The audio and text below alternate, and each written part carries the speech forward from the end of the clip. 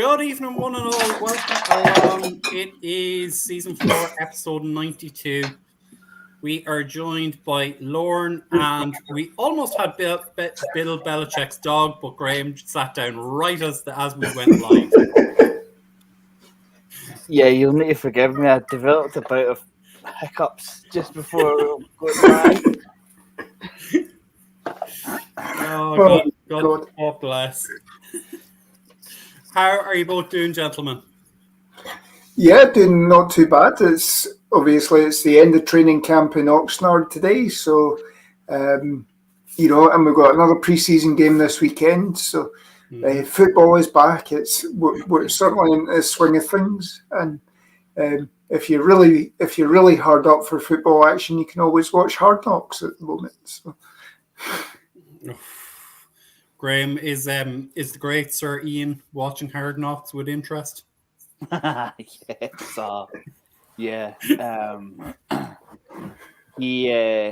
amazed at how relaxed Rodgers is, and how differently he wants to come across on camera. You can just tell that he's just trying to get on board with some new teammates just now. I think he's not falling out with anybody. He's just being the guy. He's getting on board with everybody around the lunch tables and so on. He's just being the perfect teammate just now. How long that lasts is another story. Yeah, give till they start doing New York Jet things, and then we'll see how he's doing. Well, I mean, they're stacked at running back. They are now anyway. Garrett Wilson, rookie wide receiver. Sauce Gardner as well. I mean, it's not often you get both rookies of the year on the same team. So, but I think interestingly, the only thing that can mess the Jets up is their offensive line. That's the only sort of weak area. They do have some potential in that offensive line, but that area is the weakness of that offense in terms of if they can't keep Aaron Rodgers clean, then if he goes down injured, there's not a hell of a lot back. You go back to Zach Wilson behind him. So, and it's not as if they haven't invested in their offensive line. I mean, they've taken Graham Sweetheart from, I think it's 3 years ago. My guy, Mekhi Becton. Yeah. Mekhi Becton. They took Elijah Vera Tucker in 21.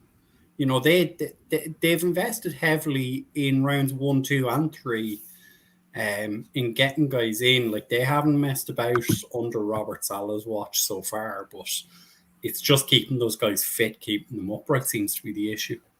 Yeah. But enough of the New York Jets podcast. Let's bring things back to Dallas Cowboys. And Graham, it happened. It took one preseason game, and the checkbook was opened. Zach Martin is back. Yeah, I can't help thinking that the Joneses have got a little bit of egg on their face after this one. Player power, whether they like it or not, whether fans and owners like it or not, player power is through the roof just now. And if you're a starter, especially in the caliber that Zach Martin is, you're going to get what you want a lot of the time. Maybe not all of the time, but a lot of the time you're going to get what you want. The Jaguars game was, let's call it frightening offensive line to begin with, at the start especially. And I just think that Zach Martin dug his heels in, stuck to his guns, and the Joneses blinked. They did. They blinked, and they. Yep. It wasn't as if they don't have the resources to do it.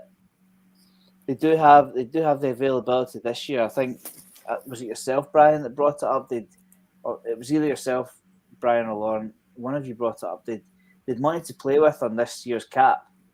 Yeah. So don't mess about. Keep your cornerstones happy and on the team, and I mean, let's face it. He's not the type of guy that causes hassle unless he feels really strongly about it. So, restructuring and restructuring and restructuring. Mm-hmm. See, all the week, every single week, at some point on the podcast, it's a dirty word, and it's come back to bite because he's had so much money paid and guarantees. Mm-hmm.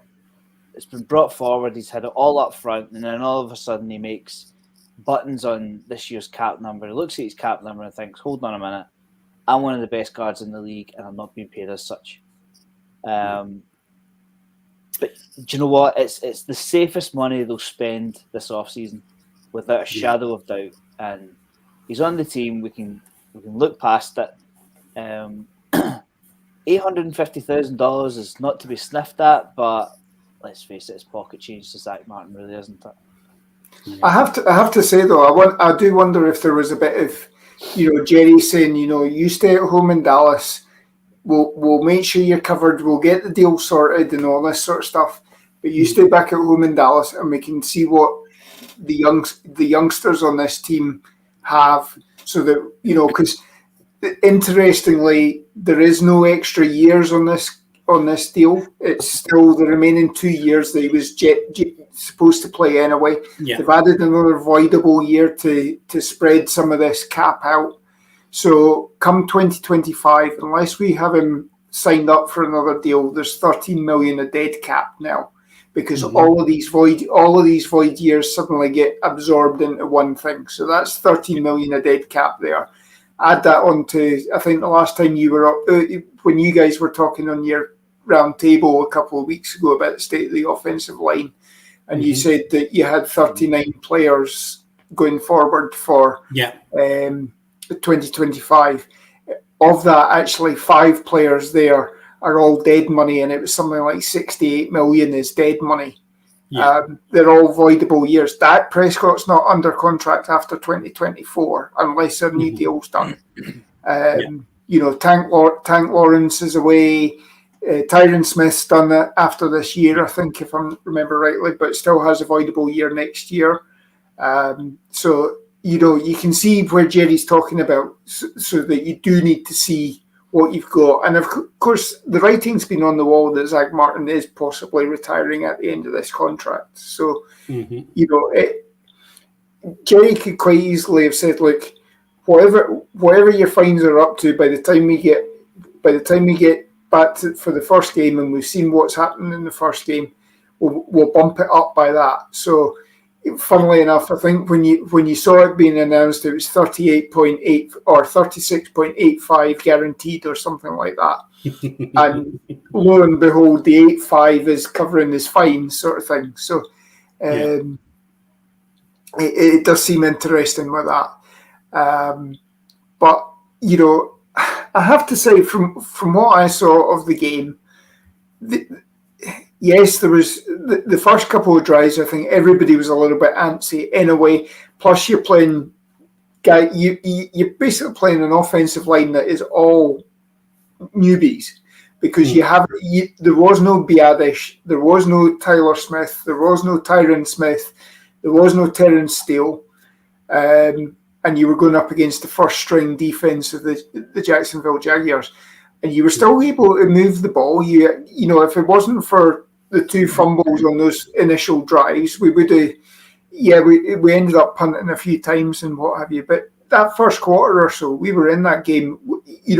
We should have won that game if you don't give them 8 points on Kevontae Turpin's short field because he's fumbled, and Rico Dowdle getting down to the 1 and fumbling the ball as well. Because Kevontae Turpin again has blocked his man into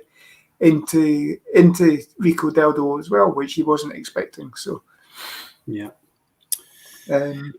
But before we do get into the game itself, the other bit of news, and Joe brought it up, Zeke Elliott will not be back in Dallas this season. He will week 4. There we go. But he will be playing out of the away locker room for this, for that game. He's moved on. He's gone to the New England Patriots. What are both of your thoughts on this move? Best of luck to him. Best of luck to him. I'm not really sure. I'm not really sure how the Patriots are going to use him, because from my reckoning, I don't know what you think about it, Lauren, but is he the starter? I don't think so. I don't think so, but I don't think Bill Belichick uses us. He has consistently used multiple running backs, and you've got Ramondre Stevenson probably as your number one back. He's a bit like Tony Pollard in some respects, and then you've got Zeke, can be the Zeke character he was last year for us. So you always knew he was going to end up there after the sort of pre-training camp meeting that he had, and seemingly all this. I think it was mentioned on one of the podcasts this week. I think it was Mick Shots actually. Mickey had seen him in the lift at Cowboys Club, and Zeke had done his hair back then. He'd shaved all his hair off then.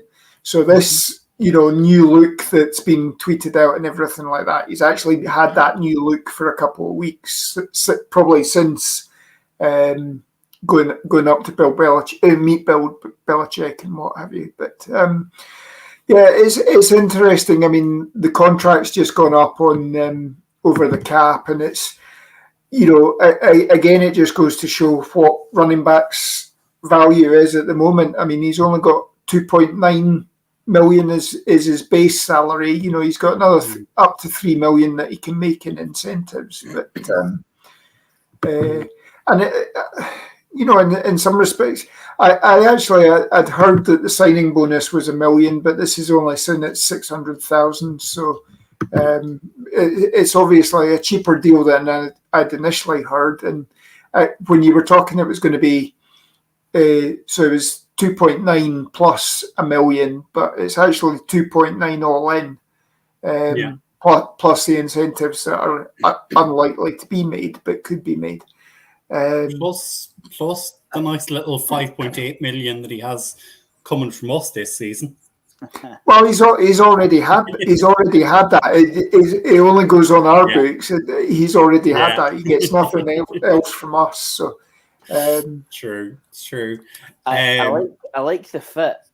I do like the fit. You can, as we've watched him for years. He's a 3-down back, but I think if we're honest, he's declining.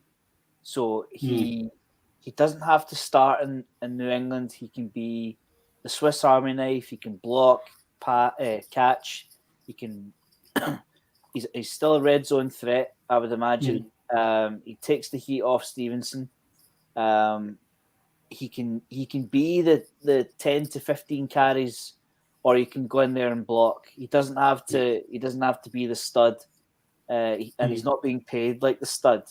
I don't think anybody was going to put Zeke Elliott in as starter. And he's obviously just realised that I can go to New England, I can do what I do best in certain, not limited situations, but certain situations, and I've got a shot at the postseason. I think that's the best deal he was ever going to get, and good on him, he's got it. It'll be interesting. Week 4, the viewing figures will go through the roof. I'm not sure who's got it, but week 4 will be massive. I'm just glad he has gone out with he's gone out with the conference, he's gone out with the division as well. So you're not having to face him 2 times a year, or anything like that. And the only way we got to face him 2 times a year is if we see him again in February, and we'll take that. I'd certainly take that. The question here has come in, the comment has come in here from Joe. Can you imagine if Zeke has a better season than Pollard? Jerry would look like an idiot. And like I know Joe's very much a Zeke fan. I think we're all fans, and we're not saying Jerry was wrong. A lot of people were saying Zeke needed to go. He wasn't. Not that you're saying it, Graham, but as you said, he was declining. But a lot of people were putting a lot of pressure on him and saying we needed to give Tony Pollard the ball more. When Tony Pollard was never really that 3-down back either. Yep. You know, so just as I say, to Joe's comment, can you imagine if Zeke has a better season? Is there a world where Zeke does have a better season than Tony Pollard? No. Down to a couple of things. One, he is at his age. He has been a workhorse, and like it or not, he is a declining player. I mean, the stats show he's a declining player. See, if Zeke Elliott scored 15 touchdowns last year and ran for 1,800 yards, he's still on the team. But he didn't score 15 touchdowns and he didn't run for 1,800 yards. So that's why he's not a Patriot. His play did simply not match up to his contract. I know I said on the show for a long time that I thought Zeke Elliott would be on the team simply because they couldn't cut him. But they've gone ahead and they've worked at certain times where we've had to eat a lot of money, but we're under the cap and we're ready to go. So that they've worked it one way or the other, and we've managed to keep Diggs as well in the bargain. The opportunities won't be there for Zeke Elliott to have better numbers than he did last season because, like we discussed before, I think Stevenson's the starter. I think Stevenson is more likely to get 25 carries than Zeke Elliott. Yeah, I don't know what you think, Lauren, but I don't think the opportunities. I think the opportunities will hold Zeke Elliott back, but his yards per carry will go up because he's been asked to do less. I think he should be fresher. As you say, he can still do a job. He can block. Mac Jones will be absolutely jumping up and down at the moment that he's able to block it for Zeke's able to block for him or whoever's the quarterback in New England, because obviously there is a bit of controversy between him and Bailey Zappi, I think. So it's by all means, Mac Jones has not ingratiated himself with Bill Belichick this offseason as well. There's been a few stories about not studying hard enough or whatever. But I think, change is good. Change is good for somebody. It's I think as well. I mean, unless Pollard, goes down injured or something like that, that's the only way that Zeke's probably going to have a better season. To be honest. Yeah. Just for anyone who's listening in, Joe has come back in with a great comment here. He says, "I wonder if they gave Zeke a new spoon with that contract." So we're all doing the feed me as we speak. But if we flip it over to Saturday night's game with the Jacksonville Jaguars, 28-23 defeat. Again, kind of carries the usual Mike McCarthy not playing first stringers in this game, not winning preseason matches. McCarthy doesn't seem to be a person who gives a fig about winning these matches. He wants to see what he has and make those difficult decisions which are coming down the tracks. Obviously, you're not having to cut down repeatedly. This year, it's just one fell swoop. You're cutting down to your 53-man roster. So, what were your initial thoughts on the game itself or the outcome? Well, I think for me, the first thing that I've picked up on is obviously watching on DAZN or DAZN as you call it. I'm going to be throwing my laptop or whatever out the window half the time because at the moment they're not showing the American adverts and you're getting a screensaver, but very equivalent to what you see before college football during the breaks. Not that we're getting college football this year as well, but during the breaks. Yeah, during the breaks and BT Sport and all that sort of stuff. So that was bad enough. But I think, as I say, you go into pre-season, all you're really trying to do is iron out the kinks, and you don't want people going down injured. There's been a few injuries this last week where there are some big names. If you look at Denver have lost a number of players this season already, to injuries during training camp. And already Sean Payton's behind the 8 ball for managing to do anything this season. And yes, there can be all this buying chemistry, creating the chemistry and all that. But as long as your offensive starters are getting getting good reps in training camp, and especially against our defense as well, it is a case that iron sharpens iron. You go back to the comment that you heard when Mike McCarthy was doing Hard Knocks, and he said that it takes 67, 75 players a year to win one of these rings.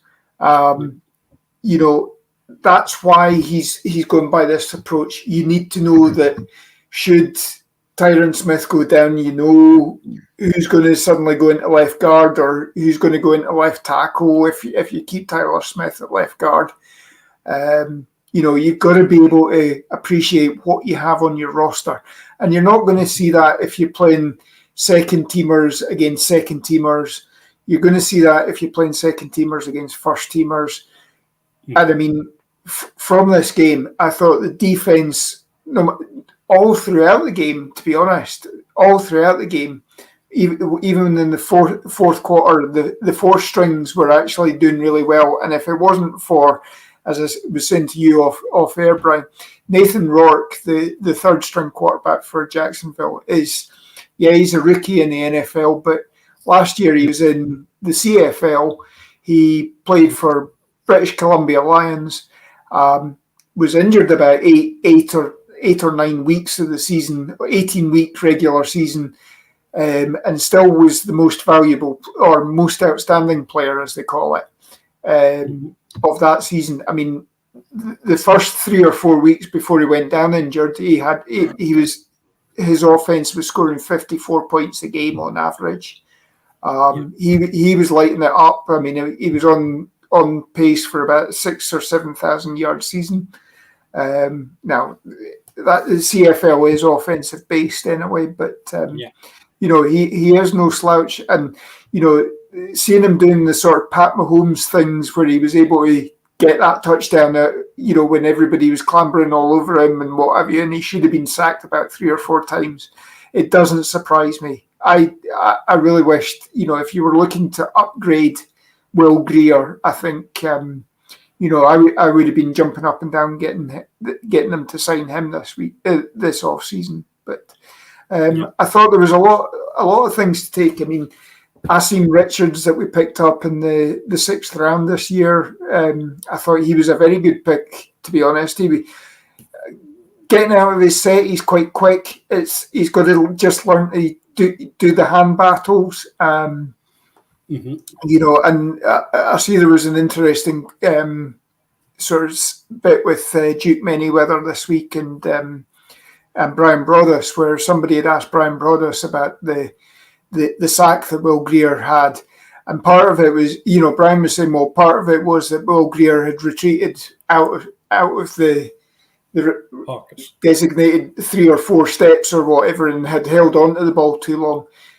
Didn't think it was anything to do with Asim Richards, but Duke had actually then come in and said, well, actually, his hands were a bit weak, but, he got out of his set fast enough, so he should have been able to hold on longer anyway. But I think there was a lot of positives to take from this, especially, being able to put up 23 points in a game when you are playing with guys that are 3rd and 4th strings, and probably, this time next month will be half of them will probably be either auditioning for other rosters or you're probably they're going for insurance jobs or starting to train for the USFL or XFL, so. Yeah. Graham, what were your own initial thoughts on the result and the outcome of the game? I have to be honest. The first couple of drives, I thought, "Oh my God, how thin are we at offensive line?" Like we've stressed about it often enough. How deep it falls after the first initial 5 starters. I totally get why most NFL teams aren't playing their starters in the first preseason game. I mean, Lauren's gone through the list. If one of your starters goes down in the first week of preseason, you'll look like an idiot, effectively, for putting them in there. I'm going to leave it to guys that have played the game, guys that know the game inside out. But I might be a bit old school. I need to see my starters get reps before the start of the season. Whether they're going to play that much in the third game, I'm not sure. I hope to see them a lot more next time out. Whoever it is, Seattle. I hope to see the starters a bit more in the Seattle game. Well, Mike McCarthy's come out and said that he's not playing starters at all this preseason. You'll get the odd one, but Dak's not gonna suit up at all this preseason. I don't know. I mean, obviously I've never won a Super Bowl, but that it just doesn't sit right in my head. Like I get practices live, and you practice against other teams, and you get the pads on, but you used to get the pads on a lot more.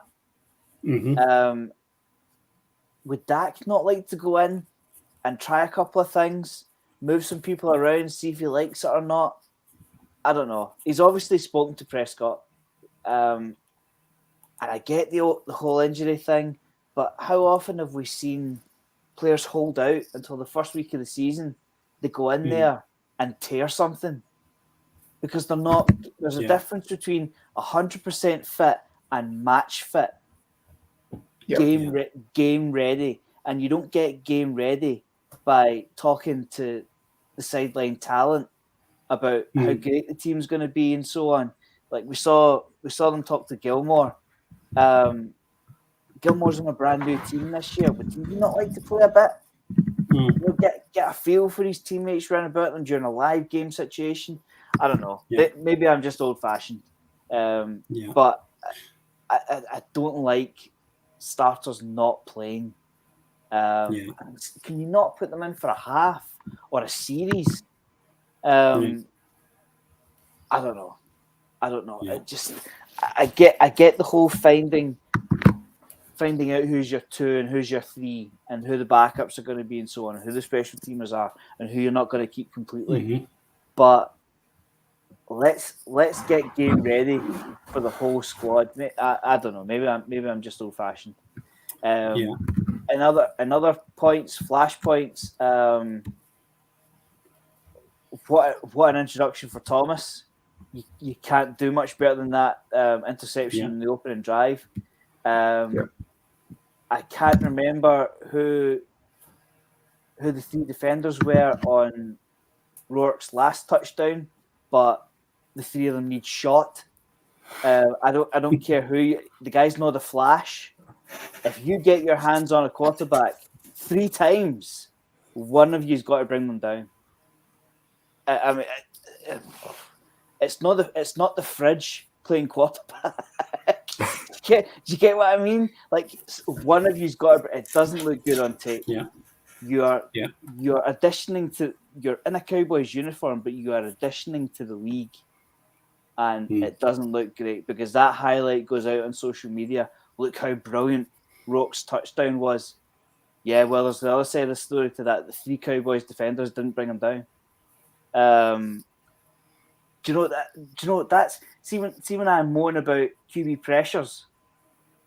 So and so got 3 QB pressures during the last game. Yeah, that's great, but those guys got QB pressures, and it turned out to be a touchdown.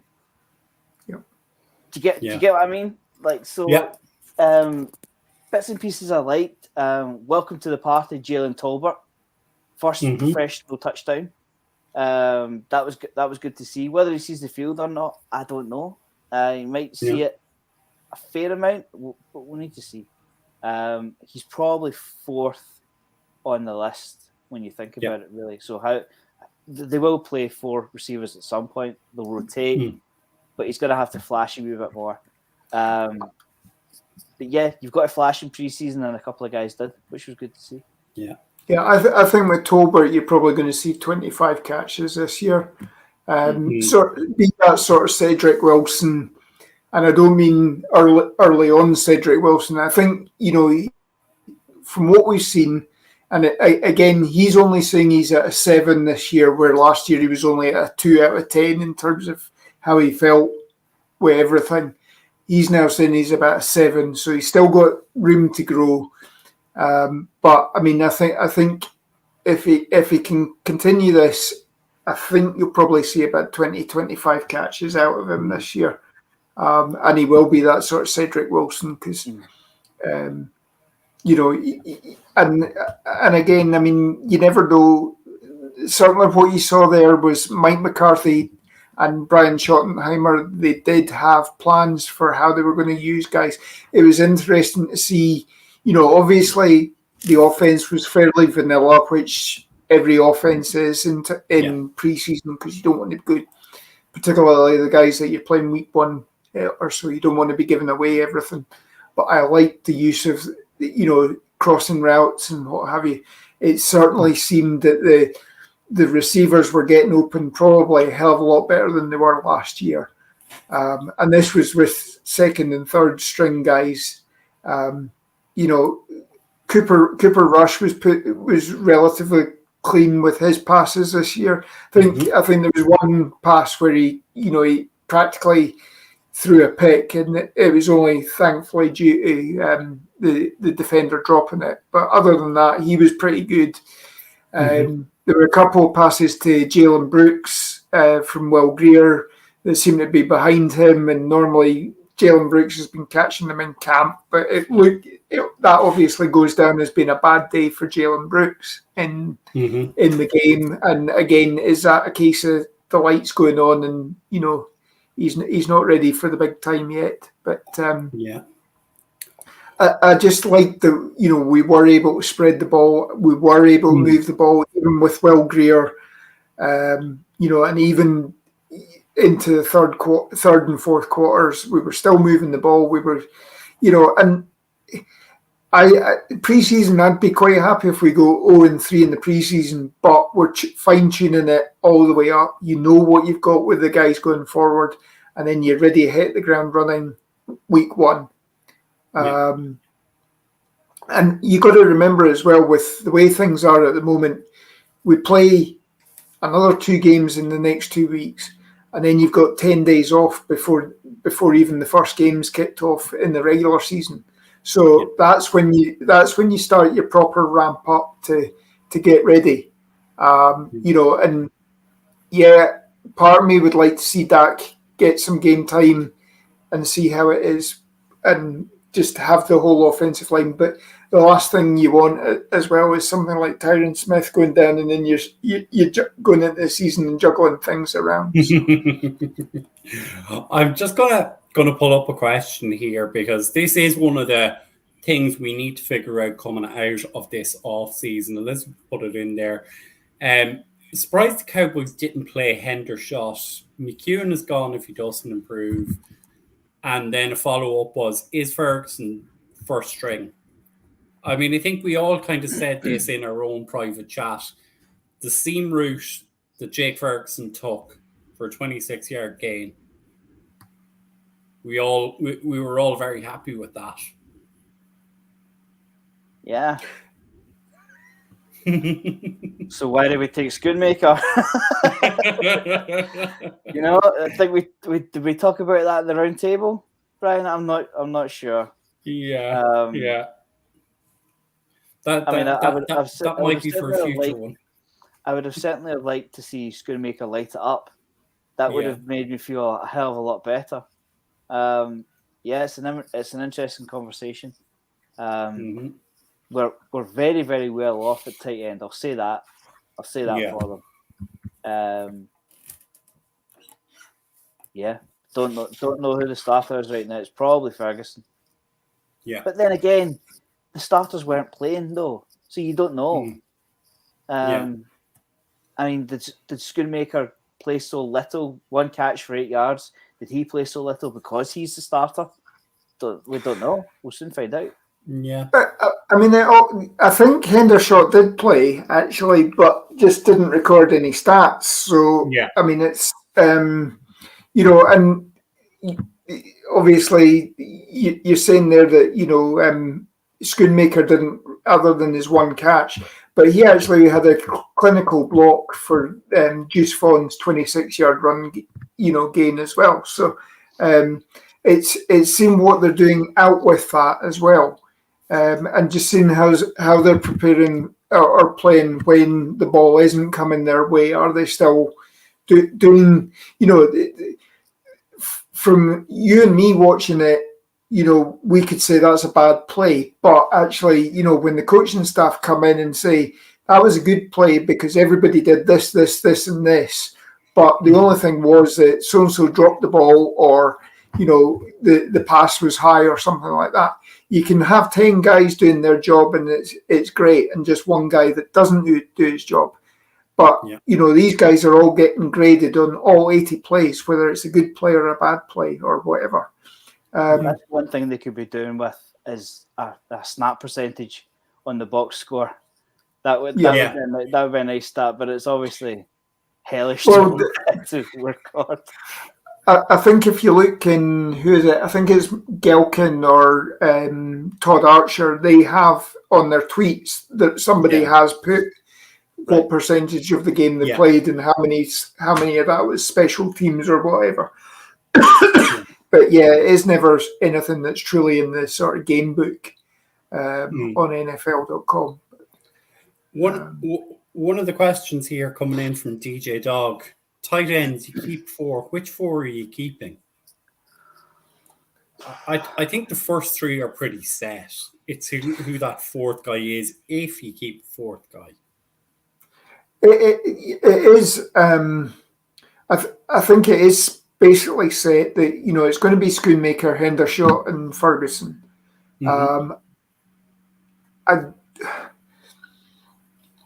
I think McKeon is probably played off the roster, to be honest. I think you'll go with a younger guy, especially John Stevens, had a couple of nice catches in that game. He's got that, he's got the size, he's got the pedigree. His dad was an NFL player as well. His sister's Sloane Stevens as well, the tennis player as well. So he's got the athletic background to this, and obviously he's a lot cheaper than Sean McKeon as well. But the question is as well, and Hunter Lutke had a good game with the snaps that he had as a running back. How are you going to fit him on the roster? If you're only keeping, if you're going with 3 quarterbacks this year, because obviously you've got the emergency rule where you can have Will Greer dressed, but he doesn't count as one of the 46 players actually registered. So you got a question mark about that, because really that's Will Greer taking up a roster spot that you could have as somebody else rather than you having to do a practice squad elevation. Do we use a fullback, or do you use a tight end as an H-back or something, or do you use an offensive lineman, as Kellen Moore did? But that's Kellen Moore, and we're now on the Mike McCarthy and Brian Schottenheimer offense. Thank God for that.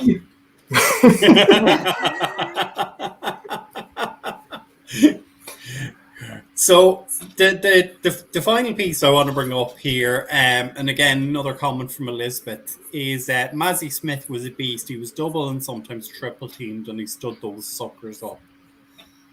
Obviously, your first round draft pick, you want to see them, in the words of Mike, you want to see them looking like a daddy playing with kids. You know, you want to see them standing out, and that's what he did. Yep. Yeah. You know, he, as I say, he was triple teamed, he was double teamed, and then on the odd occasion where he was 1-on-1, he was smacking them around. The one thing I would say, when I went back and watched some of the highlights and everything, he did seem a lot slower out of the stance than a lot of people. You know, but he's relying on the strength. But when you come up, you know, again, that was going up against second, third string guys in the middle of the first half.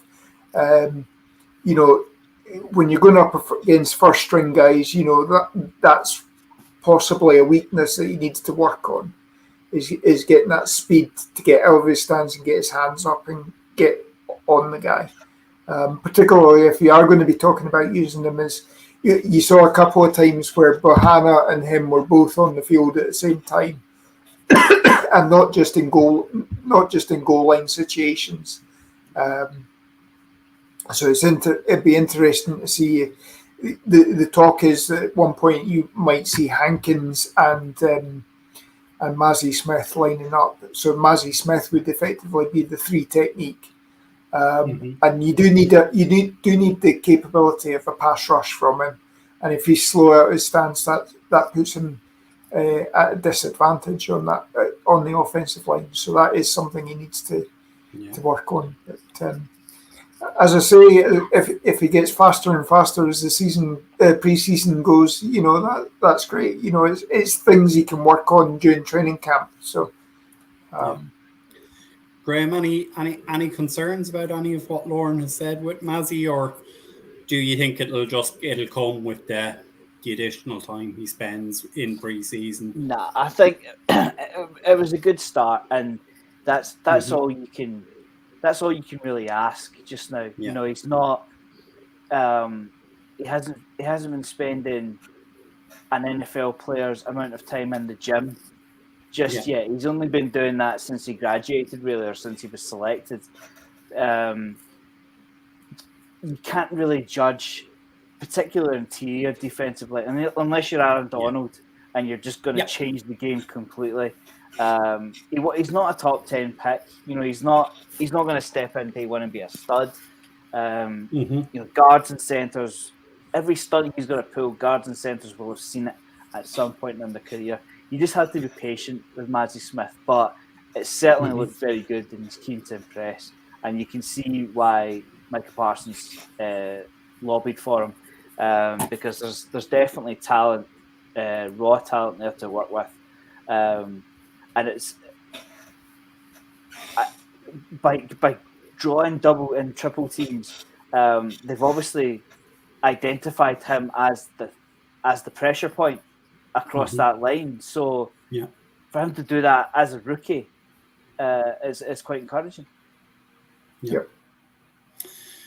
So flipping over to this weekend, and we're traveling up to the Pacific Northwest. We take on those pesky Seahawks. It's a 3 a.m. start for us here in the UK and Ireland. Will either of you be staying up to watch this live? Well,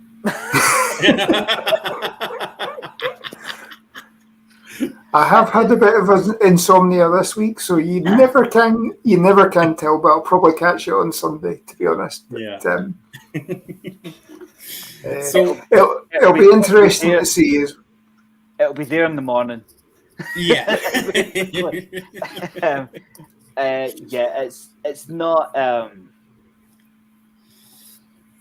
It's not great football, really, is it? When you think about it, I mean, there's a reason why AT&T was 80% full. You know, but it's still good to watch. I will watch it. I had to catch the game on the 40-minute version, I'll probably do that again this time. Yeah, it's you can't do a 3 a.m. shot to watch the backups. If you know what I mean. Yeah.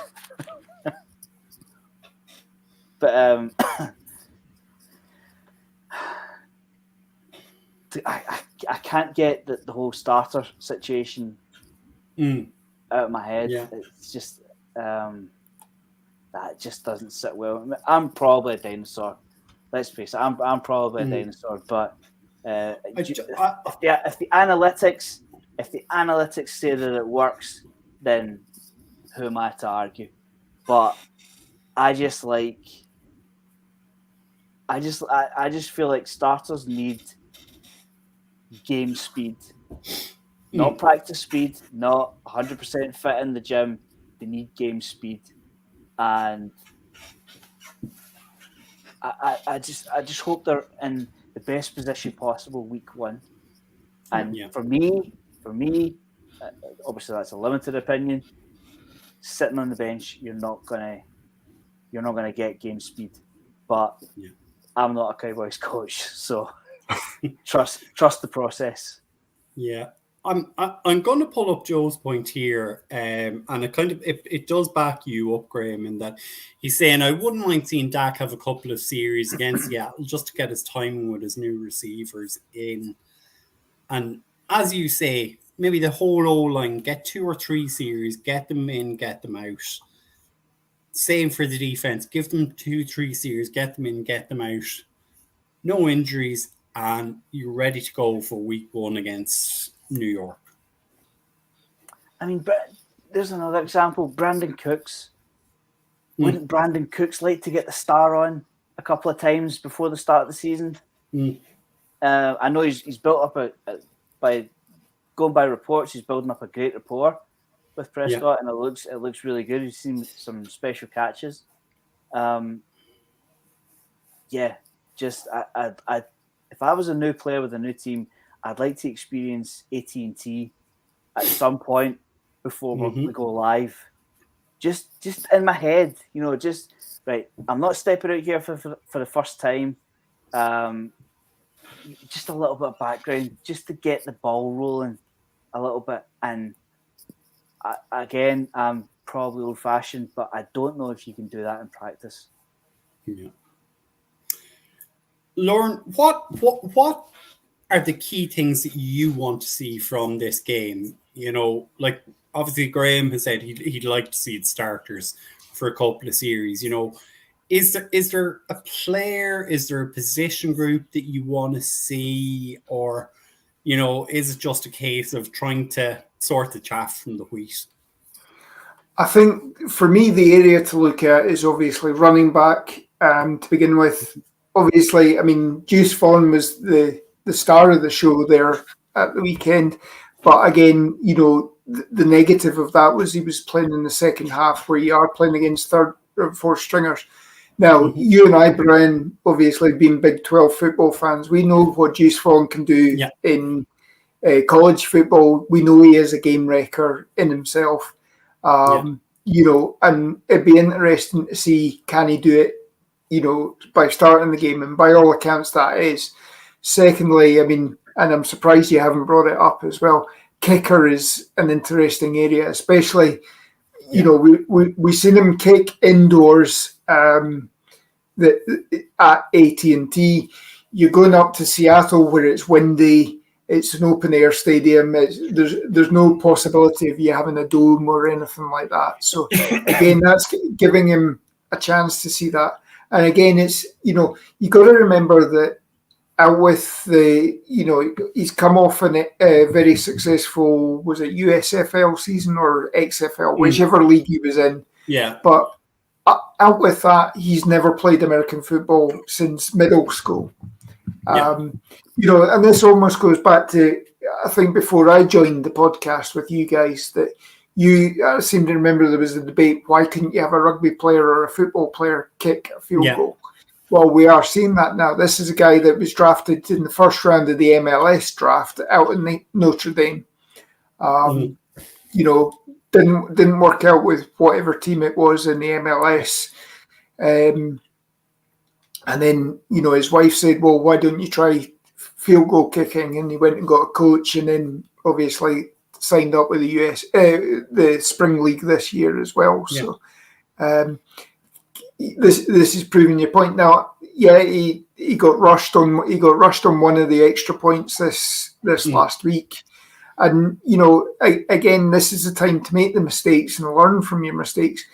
Since the Cup Vizcaíno, he's been relatively, his field goal kicking percentage has gone up, and much is made of, if you listen to the podcast as well, much is made of one of the sets of goalposts that they kick against.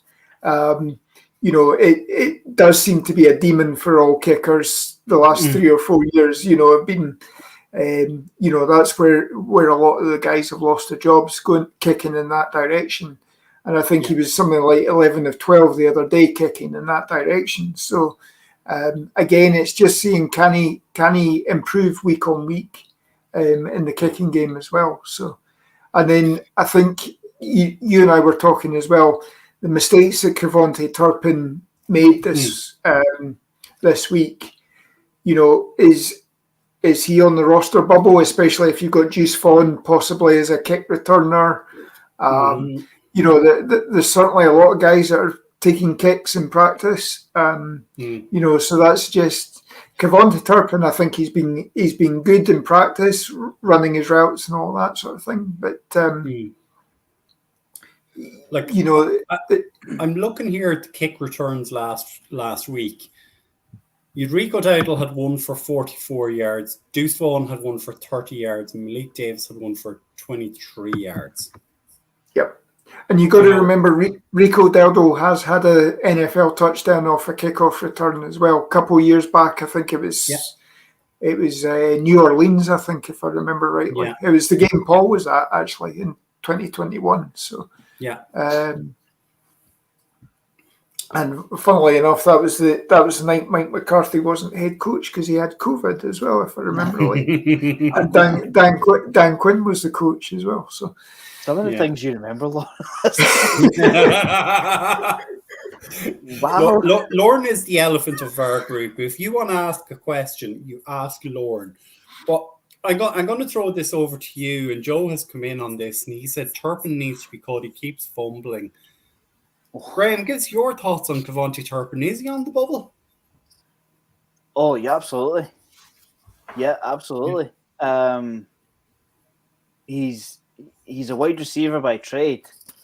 So that's not good to begin with in terms of depth chart. Do not fumble the ball in pre-season. They talk about players making splashes. Don't go the opposite way, because there are so many guys running about you. It might just catch a coach at a certain point. Maybe a coach is particularly riled up at something, and one of his players drops the ball. Get him out. I don't want to see him again the rest of the game. And before you know it, you're out on the street. Not good. I think as well, when last season you had two fumbles at fairly pivotal points in games as well. I think one was Houston, wasn't it, as well, which almost allowed Houston to actually come back into that game as well. And things like that. That if the coach can't rely on you to make, especially as well, listening to the Mike McCarthy press conference, he was only meant to fair catch that one. They weren't expecting him to return it. But no, he catches the ball, he sees 15 guys around him, or 15 yards of clear turf around him, and takes off. So he's not actually doing what the coach had actually told him to do, which is what you should be doing to show that you are coachable and everything like that. So, they're not. Sorry, Lauren, you go. You go. No, I mean, this is a guy that basically made the roster, and you could say he made the Pro Bowl on the back of the second preseason game last year, where he had the punt return and the kick return. The other thing is, after that regular season, he was there or thereabouts. He was always one play away where he ran into the kicker, he took the wrong direction or whatever. That 49ers game that we ended our season, our postseason with, he had a kick return there where if he'd actually gone, I think if he'd gone left instead of right, he would have been, he would have been in, and you'd have been talking a 19-19 game. We wouldn't have been talking about Zeke lining up at centre. We could have been talking that, well, I shudder to think, but you could have been talking Cowboys Eagles for the NFC Championship game, and would we be the guy that would be shudder at the thought? Would you be talking that Zeke Elliott's taking quarterback snaps or whatever? Go on, Graham. I know you were going to say something there as well. The other one is Rico Dowdle. Yeah, he was the other fumble. You asked earlier on in the show, Brian, what do you want to see from the Seahawks game? I want to see ball security, because the ball security in the last game was not good enough. Like they're playing these guys for a reason. They're playing these guys so they can check on their ball security, their route running, their ability to do their task, their ability to understand checks and changes at the line and substitutions and all that kind of stuff. It's not the time for Rico Dowdle to be fumbling the ball either, because he's got a brand new draft pick coming in here. He's got a franchise player to contend with, and he's got Ronald Jones, who has, albeit he's suspended, but the guy has 2 Super Bowl rings. So, it's not as if there isn't competition round about them, and you go and fumble the ball on your few opportunities, it doesn't look good. We've all watched Hard Knocks often enough to know that when your position room is stacked, when you're struggling to find a chair in your position room and you go and fumble the ball and you're in your set of opportunities, it doesn't look good. So that's what I want to see above everything else. Obviously, I want to see the starters, but above everything else, I want ball security. Let the defense keep us in the game. They don't need the ball handed back to the other team the way we did. I mean, it wasn't like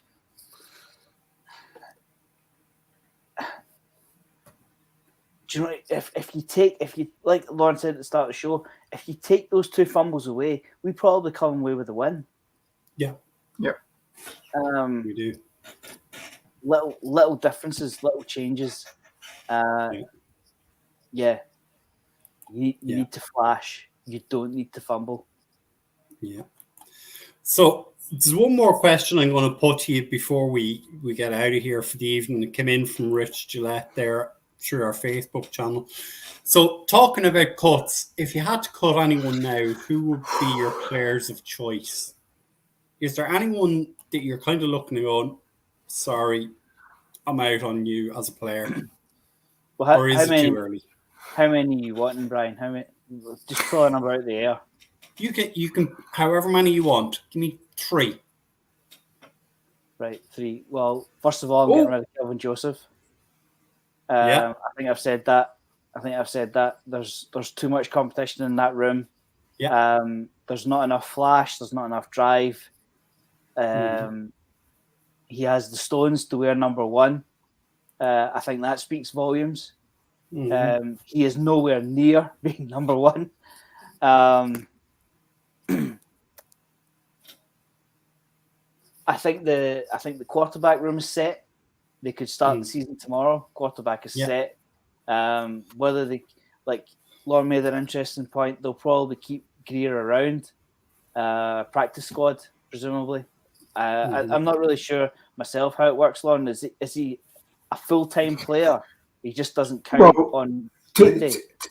You need to have him on your 53 for this rule to work. You can't do him as a practice squad elevation, otherwise he does count as he has to count as one of the 46. If he is a member of 53, he can be inactive but dress, and then should that go down, Cooper Rush go down, you know he can come in. But as soon as then, so say Dak's gone down, you've lost Dak for the game, or Dak's gone off to get an MRI. Cooper Rush comes in, he goes down for a period of time as well. As long as they're both medically unclear or not clear to return to the game, you can bring Will Greer in. As soon as Cooper Rush or Dak is cleared again for that game, so if they've been evaluated for something, they're cleared to go back in. Will Greer goes off, Dak goes in. So you can't just say put him in for a situation or something like that. It's got to be a case of these guys can't play. Dak and Cooper can't play. Will Greer's got to play. And it's purely so that you don't get a repeat of the NFC Championship game where Christian McCaffrey was taking snaps. Not a bad quarterback, Christian. No, it wasn't too bad, but you know the same way as soon as Tony Pollard went down, you know, we became sort of one-dimensional. You could say that with the 49ers in that championship game as well. So. I swear, hand on heart, I did not know this. I've just gone into the box score of ESPN. Guess who had no tackles, no solos, no sacks, and no tackles for loss? But he did break up a pass. Kelvin Joseph. It's Kelvin Joseph. Kelvin Joseph. Yeah. I mean, even Chauncey Golson got a tackle.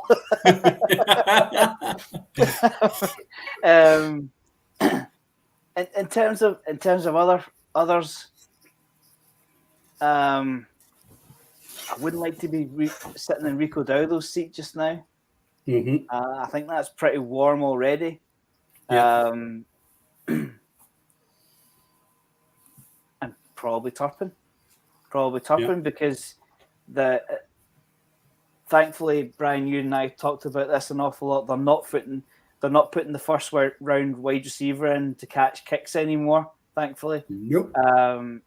There are plenty of guys that can do that job, especially the way that job's going. You don't get stars at kick and punt returner anymore, simply because the league's trying to get rid of it. Like we talked earlier, signaling for a fair catch. Like if the team expect him to fair catch it, and he decides I'm gonna run with this ball, he's doing that to flash. He's doing that to make a point. You know, I can do this. This is my job. I think every time I catch this ball, I'm going to go and score a touchdown. Yeah, that's great, but don't do that and then fumble the ball. Mm-hmm. I'm not sure if was it that same play where they expected him to fair catch it, because if that's the same play, that's not good. Yeah, it was going back when they were in the press conference. They said that he was only meant to fair catch, but whether it was nerves or wanting to basically stamp this job, he wanted to make the return, and if he done what he was meant to, then again we'd be looking at this differently and say, well, fair enough, he was blocking the guy into Rico Dowdle on Rico Dowdle's fumble, but he still managed to get a block in or whatever, and you'd be evaluating the game differently. Yeah, but I think for me as well, and this is a bit harsh as well, Malik Jefferson, the linebacker as well, both of the QBs, Nathan Rourke and CJ Beathard, they both had touchdown runs off play action or the run pass option. And basically, Malik Jefferson was the guy that crashed in to go after the running back and, obviously didn't set the edge so that CJ Beathard and Nathan Rourke were able to scamper around the outside to score touchdowns. Having it happen once is one thing, but, the 2 quarters later, you should still be looking for that same thing again. And he missed that key. So I think, and coupled with the fact he picked up an injury, which, he might be able to play in Seattle, but again, seemingly it's plantar fasciitis that he's got as well. So that's difficult. What extent it was, I don't know. But if it's completely ruptured, then it's easier to play with than if it's only partially ruptured, because the amount of pain that you're having to play with when it's only partially ruptured. So, Lauren, quickly before we get out of here, give us the 3 guys you'd cut. So I think Bossman Fat, obviously. I think I love the way you said obviously. Yep. That's nice. I like that. I think again, you didn't see him in this last game, but I think Edoga, I haven't liked what I've seen from him in the training camp lives that I've watched. So I think he's probably going. I've actually thought, DJ Dog there saying about Josh Ball. I thought Josh Ball's actually been quite good when he's played as a guard, and again in this last game, you saw him at tackle, you saw him at guard. I thought he was better as a guard than he's ever been as a tackle. So maybe he needs to go in the practice squad or something like that. But, there's something there that you can probably do with. But certainly Asim Richards, I think, has surpassed Edogu. So he's probably gone. And as I say, Malik Jefferson probably is on the outside looking in, because Harper's certainly chasing for the linebacker depth. And I reckon you're probably only looking at four linebackers this season. On the main roster to begin the season anyway. Yeah. We have had plenty of people given in there, as DJ Dog has said, Josh Ball, Sean McKeon, Ronald Jones, Will Greer, Gallimore and Bohanna. For me, Gallimore's gone. I'd be saying goodbye to him. I would also be saying goodbye to Brandon Aubrey. I'm sorry. Look, things are improving. I think our kicker is kicking their heels right now, and it's a guy that Mike McCarthy knows well. I think Mason Crosby week 1 will be our starting kicker. Yeah. I mean, the only thing I would say about that is you do remember that Dan Bailey was 1 kick away from actually being cut as well. They actually he'd missed the game, or missed a crucial field goal. They went out. They had an open tryout with 4 or 5 guys that following Monday, and that from that point on, he was damn naily, as Kelsey Charles used to say, right up until he went down injured, and your man Jeff Heath had to come in and save that 49ers game. That is true. DJ Dog has just one player he suggested is CJ Goodwin. CJ Goodwin is a guy who will, with 100% certainty, be cut. But he will then be brought back the very next day, because he's a 10-year veteran. He's a vested veteran. You're allowed to cut him, bring him back the following day. He doesn't have to go through the waiver process. So watch out for that one as they try and get guys from IR or PUP onto the 53, move them off, and then you can see CJ Goodwin coming back. Same will probably happen with Brian Anger and Trent Sieg. They'll probably be cut, but again, vested guys. So they've done that for the last 2-3 years. So they're guys to watch for who will be cut, but they'll come back. Yeah.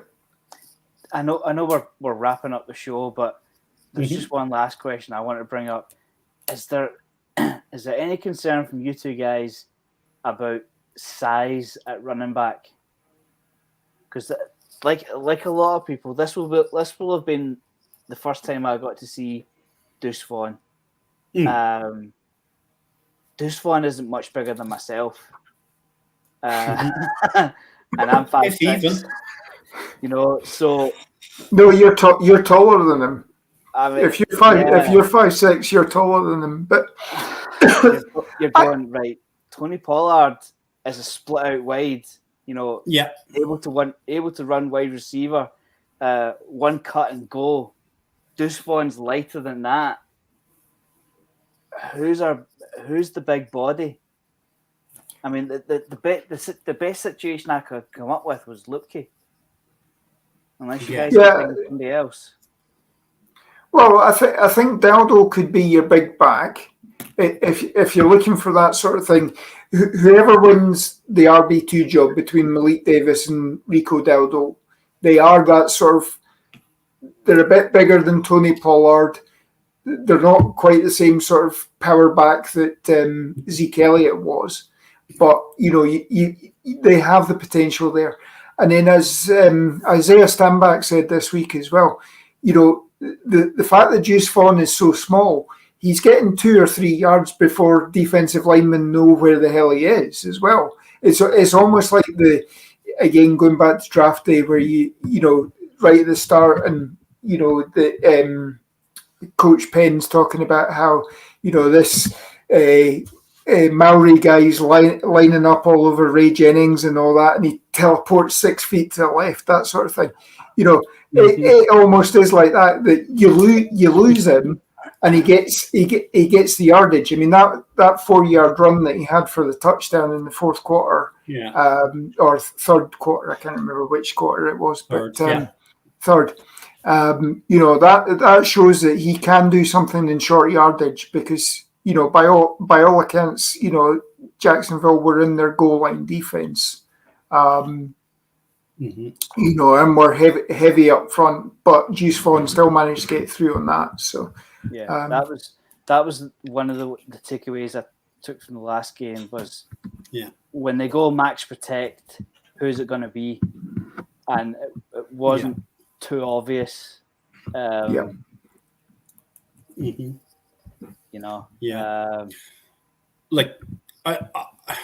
get the point you're trying to make in that you want that power back there for the goal-to-goal situation that's going to send someone 4 to 6 yards back into the end zone, that you're going to hear the thud of them. I don't think that person is on the roster right now.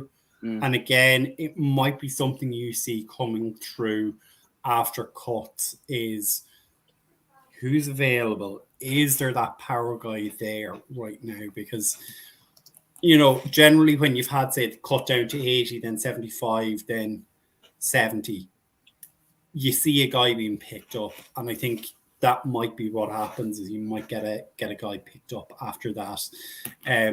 As Elizabeth's kind of saying, Malik Davis couldn't break through with Jacksonville. Rico Dowdle's been around 2-3 years now at this stage, hasn't kind of stamped his authority on things.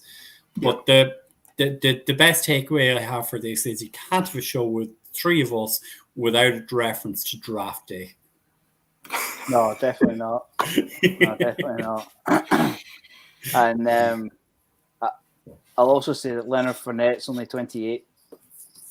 Yep, Leonard Fournette is available. But again, I mean, this is where the Ronald Jones suspension actually works in our favour. Is you've got 2 weeks where you can see what you're going to do if you're in a power back situation where you need 1 or 2 yards, and if Rico Dowdle can't do it, Tony Pollard can't do it, Deuce Vaughn can't do it, then you make the change when Ronald Jones is available to come back as well. And Ronald Jones has proven that he can do that with Kansas City, with Tampa Bay as well. So he's got the 2 rings. He's been a piece for them. You wouldn't say he's a valuable piece. He's certainly not a Zeke Elliott, but he is able to do that sort of thing. So, and if not, he'll still be allowed, because it's a PED suspension, he'll still be allowed to practice with the team. he just won't be eligible for game day as well. So he will be able to talk to these guys and be that sort of mentor role for the first couple of weeks as well. So it should help with that, if nothing else. So, gentlemen, any final words before we get out of here for the night? No, I think we just need to pay the bills and then ball security. There we go. So, as always, look, give a follow and a listen to all of our fellow content creators, especially the guys over at the Dallas Cowboys themselves. Derek and the team doing great work. Lauren has been telling us all summer about the great work they're doing on the Deep Blue, isn't it, Lauren? Yeah, and in fact, as soon as I log off tonight, I'm going to watch the documentary on the 1986 game where a sniper had phoned up and said that he was going to take out Tom Landry. Landry walked off the field, came back 5 minutes later with a Kevlar vest on underneath his jacket as well, and carried on coaching the game. And guys like Danny White having his helmet on the whole game, whether he was on the sideline or not, because he just was worried about stray bullets. So for sure. And if one of you gents wants to give the shout out to Cowboys Experience, go on then. Obviously, if you're going to a game this season, we're a couple of weeks away from the regular season kicking off. Make sure you contact Cowboys Experience for the ultimate meet and greets, stadium tours, game day tickets, tailgating, and much, much more. Get to meet some of the regular players from this season, some legends from previous seasons like Drew Pearson, Travis Frederick, Jay Novacek, etc. And if you are booking through them, make sure that you tell them the UK Cowboys have given you the tip for them, and you'll get some free stuff. And what else will you get, Graham? Well, you should see the starters by then.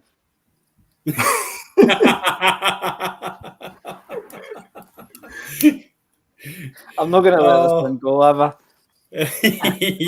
I'm just a dinosaur. I'm just a dinosaur. Not at all. But look, I'm just pointing words to you. Good night from me. See you again. Yeah, have a good week, guys. If you're staying up at 3 o'clock in the morning on Sunday, enjoy it. If not, we'll be back here to break it down next Thursday. If you're staying up till 3 o'clock in the morning to watch backups, I take my hat off to you. Good night, folks.